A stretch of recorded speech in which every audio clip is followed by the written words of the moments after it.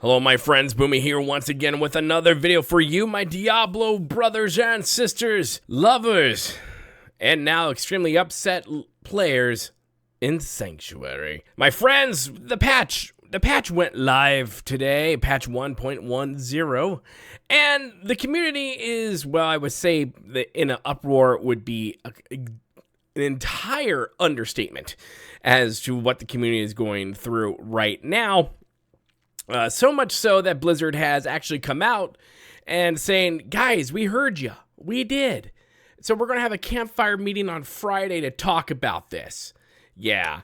No, Blizzard, you should be having that campfire tomorrow to stop the bleeding from what's happening. Because if anyone here has been on Reddit or anywhere in the social media world, whew, it's fun. But let's get into some of the notes in their blog post today for this latest brand new patch and see all the fun. I hope you enjoy Nerfs because you got it. Oh yeah, you got it. Gameplay updates for general. Altars of Lilith unlocks are now account-wide, which is good. I think that's awesome. That should always be a thing. Map discovery is now account-wide. Whispers will no longer reward sigil dust. Overall loot quality has been significantly improved for silent chests. The channel time for the leave dungeon ability has been increased from 3 to 5 seconds. We have generally reduced the tendency of many monsters to move around in combat so that melee characters don't have to chase down their enemies as much. And they also added a PS5 DualSense Edge wireless controller support for PC. As for World Tier 2 has had the following bonuses added. For Gold, it's increased from 15% to 20%, and Monsters now drop 15% more items. Developers go on to say, we like where the World Tier 2 has landed overall, but are increasing its reward pace to better align with its difficulty. Level scaling inside dungeons in most overworld territories has been adjusted in World Tiers 3 and 4. Monsters will begin to trail behind the player in level after a certain point, up to the maximum of 5 levels behind. This change does not affect world bosses, Legion events, Fields of Hatred, Helltide, or Nightmare dungeons. And the developers went on to say, we want to give players a better sense of their power progression and mastery over the world while still challenging themselves with structured endgame activities. Now, as for Helltides, the developer said, we're looking to increase the danger in Helltide's risk-reward gameplay by making the monsters a bit more challenging and the tortured gift of mysteries harder to open. Well, with all the nerfs that every class got, especially the Sork, they should just left the monsters alone because, well, yeah, I've been seeing a lot of people complaining about just one-hit wonders and they're dead. They go in there to the dead. You know, the punch of what your character once had no longer is there. My God, we're going to have to do another video just on... So let's talk about the future of Diablo 4, huh? Yeah, everything I've been seeing so far has not impressed me. This is, yeah, and I'm pretty sure Blizzard's doing some damage control back in HQ, and they should, because, good God, what the heck have you done, Blizz? They continue. Helltide monsters are now 3 levels higher than the player instead of 2. The Tortured Gift of Mysteries chest has had its cost increased to 250 aberrant cinders from 175. All interactable objects in Helltide zones now have a small chance of dropping aberrant, I just said that, I can't now, cinders. Balance updates. There's a lot, my friends, of what they did in here, and we'll have to get into that into a whole different video because they just went crazy with all the classes and nerfed most of them to the ground, and it's really stupid that they did that. Yeah, it's dumb. Like, look, yeah, it's I can't. And we have new unique items and legendary aspects. The new unique items and legendary aspects have been discovered in Sanctuary. Use them to enhance your characters in the eternal and or seasonal realm.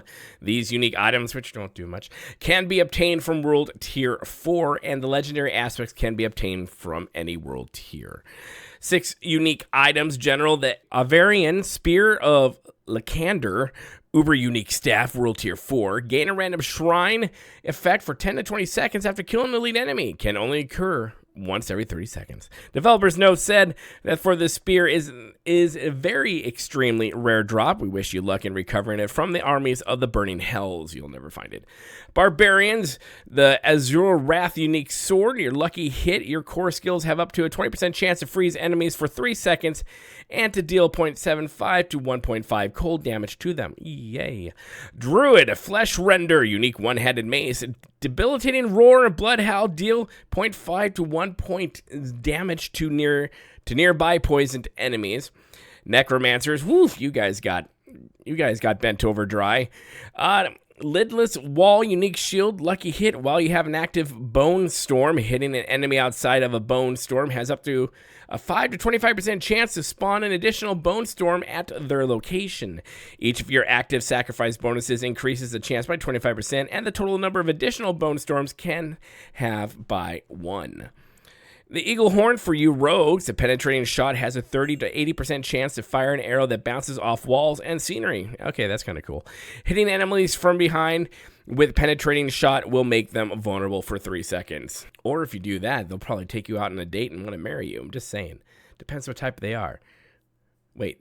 This is the wrong type of video for that. And for Sorks, the Oculus, which I've been seeing a lot of things on Reddit, people going, why?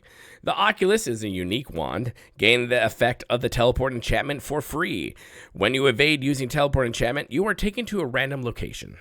Developers notes for the Azure Wrath and the Flesh Render unique items have flat damage effects which scale with power. For example, at 820 item level, Azure Wrath deals between 3,300 to 6,700 damage. Now, we do have some bug fixes that came in here. Accessibility made various improvements for the accessibility perspective, primarily making fixes to the screen reader where it failed to read specific elements. Challenges, they fixed some stuff. Co-op play as well. Dungeons, they fix a lot of stuff, like fix an issue where the player would not be able to receive enough animus to progress through the hollowed ossuary dungeon. That sucks, but hey, now that's been fixed. And of course, they also fixed some issues, although now they made a lot more issues for all of our beautiful players. Not players, but our characters. And as you see here with Helltide and Fields of Hatred, they fixed an issue where the player could be damaged by the Helltide Firestorm while standing in Durandi. Fix an issue where enemies resurrected by shamans would continuously drop apparent cinders in Helltide. They also fixed an issue where chain lightning could bounce infinitely between the caster and other player characters standing in Fields of Hatred Town. Fix an issue where the crackling energy could hit other players in the Fields of Hatred Town. We know, shocking, pun. They also fixed an issue where players could not see other players that they should when re-entering the Azulda Fields of Hatred zone. And they, of course, fixed an issue where certain areas in the Fields of Hatred would be incorrectly flagged as a town, rendering players unable to cast skills while still being able to be damaged. And as we see here, they went ahead and fixed a lot of bugs, things that should have been fixed or not even had come when the game launched. Just saying. But yeah, this whole thing was about, what? 6,600 words, and most of those words were in bug fixes, and the rest of them were telling us how badly they decided to nerf the crap out of all of our characters. But hey, I am one to let's wait till season 1 gets here and see what that offers. But as of right now, people are not happy, and the people are speaking. And this is not how Blizzard wants things to be, or at least they shouldn't.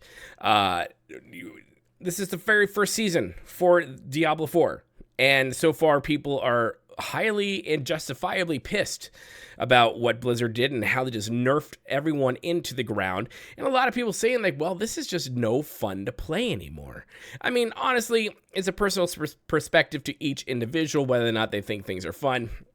I'm not going to sit here and go like, well, this isn't fun, don't play anymore.